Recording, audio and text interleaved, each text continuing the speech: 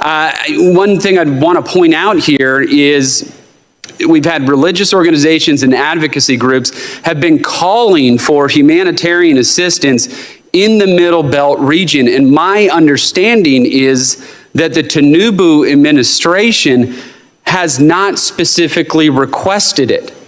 That's why it's not there. They just have to ask for it, and our State Department will then provide that assistance to those organizations on the ground. That is a perfect example of prioritization and indifference to what is happening here. So that would be a great, to use your department's term, confidence building measure on the part of the Tinubu government in this, if they are serious about this. Because I can promise you President Trump is. He is very serious about this. A question that I have for you is, the Nigerian Constitution prohibits the ownership of firearms.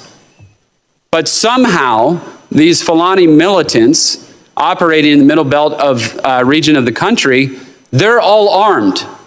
And we're not talking about ISIS, we're not talking about Boko Haram.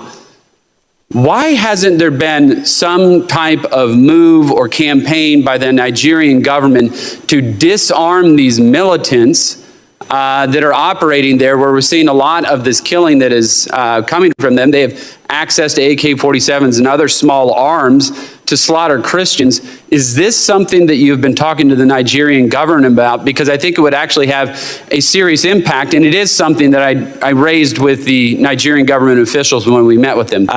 I would urge the Nigerian government to take a look at pardoning Sunday Jackson, who is an individual who was fighting for his own life, defending his life against one of these Fulani militants. That Fulani militant lost his life in that struggle, and now that person, Sunday Jackson's facing the death penalty. Now, where's the justice in that?